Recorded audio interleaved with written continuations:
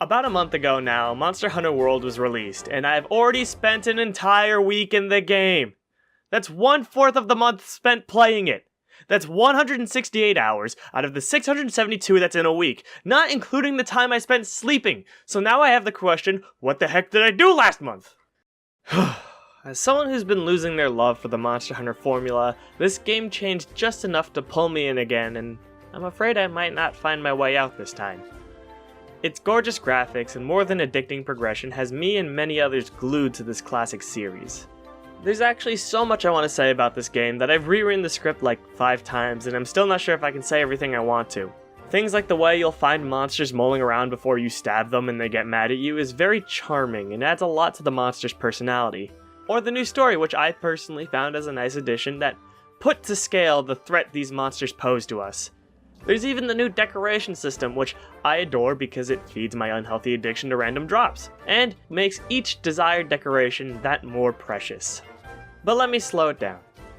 Even with this game blowing up, selling tons of copies worldwide, I bet there are still people who aren't familiar with Monster Hunter or its methods. Monster Hunter started on the PS2 in 2001, and is a series based around hunting giant monsters. That's about it. Everything else in the game is focused around that one idea and is either about preparing yourself for those hunts or challenging yourself while hunting those monsters. I could say it's about getting cool armor and weapons for hunting, but really that's just a fun addition to what is essentially a boss rush game. Though getting new armor sets and creating new builds is my personal primary drive when I play through the Monster Hunter games, I wouldn't be making these sets if I didn't want to fight the monsters in new and fun ways. All the weapons and armor you make are just there to help augment you for the next level of monster crushing, and I wouldn't have it any other way. The joy of struggling to beat a monster only to come back to it later and absolutely destroy it is something I find really rewarding. There are also those pesky monsters that can serve as a personal demon for you to overcome. I could see Rathalos being one of those monsters for many. He's big and he's scary and he hurts more than any other monster you met before, but once you've prepared yourself accordingly, you can take him down like he was nothing more than a pesky Vespoid flying around. But once you think you've hit the top of the food chain, there's always something bigger. Once you finish low rank with a spectacle fight, which is more spectacle than it is fight, you're thrown back into the loop with high rank, where the monsters hurt much more and you'll need to prepare even more.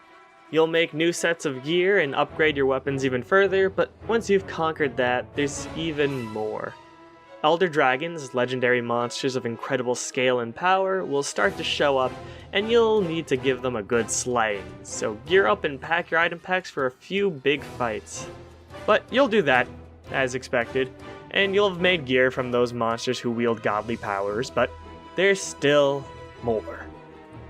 A new addition to Monster Hunter is Tempered Monsters, who are monsters that have seen just as much action as you have, and are rougher, tougher versions of their high-rank iterations. You'll have to take down these guys to get decorations to further advance your builds and ready yourself for killing even bigger Tempered Monsters. But once you've done all that, you'll hit the top again with Tempered Elder Dragons, who drop rare materials to upgrade your weapons even further. And after that, there's still more. Eventually. As of late February, early March, that is as far as the game goes, but at some point there's going to be DLC packs that add not only more monsters, but a Monster Hunter staple, G rank, where just like high rank before it, the monsters get even stronger, serving as the final rank and the ultimate test of your hunting skills. So if you're like me and you're already hunting Tempered Elder Dragons, don't be discouraged, because there will be more, and until then, sharpen your wit and prepare yourself for the next level of hunting. So I've rambled a lot about the progression of the game, and even more about preparing, but what does that mean in the context of Monster Hunter? Well, the previously mentioned armor and weapon upgrading is a big part of that. Bringing the right armor set and weapon to a fight is always going to be important, and it can not only save you time while hunting these beasts, but it will also save you your hide. Aside from that though, there are items which you'll be bulldozing through. Things like Mega Potions, Max Potions, Ancient Potions, Energy Drinks, Well Done Steaks, Demon Powder, Armor Shell Powder, Shock Traps, Pitfall Traps, Tranquilizers, and much more will be vital to a successful hunt. Most of these items can be crafted by the hunter using the nifty crafting list, and some of these resources can be farmed by using the helpful Botanical Research Station, which you unlock partway through the game. Also, it comes to my sporadic attention that I haven't mentioned the tools with which you'll be hunting these monsters with. The weapons in the game range from the expected to the imaginative, with things like the switch axe and charge blade changing forms mid-fight and even sometimes mid-attack. But don't let the flashiness of these weapons distract you from the tried and true weapons. The sword and shield is probably the most overlooked weapon in the entire series, but it's one of my favorite weapon types. Its attacks may feel like they lack impact, but that's far from the truth. Each swing with the sword and shield hits hard, and on top of that they hit fast. It applies status ailments extremely quickly and holds endless versatility with features such as its new attack, which helps you mount monsters, or its shield attacks, which allow the hunter to knock out the monster. And on top of that, you can use items in your slinger, which is also new to Monster Hunter World, with your weapon out, which is something that no other weapon can do. Or how about another overlooked weapon? The lance, which may seem pretty slow and basic at first, but is actually one of the most mobile weapons in the game. Its charge plus its hops can get you to and from the monster faster than any other weapon, who'd have to sheath their weapon just to run to and from the monster.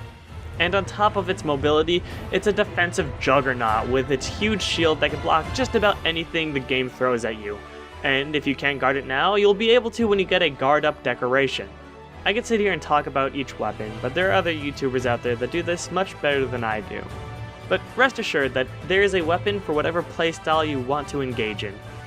I just love Monster Hunter. It's a great game series, and I'm very happy with this new version. I know I kinda just rambled on for like 7 minutes, but I find it really hard to explain why I love this game so much without rambling. I didn't even mention any of the big changes that came with World, which make it feel more like an actual world. My favorite of these additions is the lack of loading screens when going in between areas. The loading screens in previous games were just a big nuisance, so removing them makes sense, and it even allows you to see your friend get mauled by a Diablos from a safe and cozy distance. It's a simple series with a simple gameplay cycle, but what it does amazingly. I love the monsters even if there aren't too many in the game yet. And I love crafting gear, even though some of the weapon designs are rather lackluster in comparison to the previous games. This is just a game I'm very happy to continue playing, and I'm even happier that there's more coming down the line.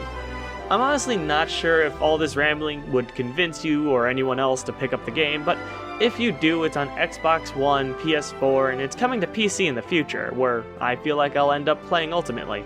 So feel free to pick it up whenever and join the ever-growing community that is Monster Hunter. There are plenty of sources out there to help integrate you with the game and learn the ins and outs of its nuances. My personal recommendation is Gaijin Hunter, who does nice and comprehensive videos on anything from specific weapons to just tips you should know while hunting. That's it for this video. I hope you guys are enjoying Monster Hunter if you got it, and if not, I hope you enjoyed the video. But for now, I need to finish a bunch of games.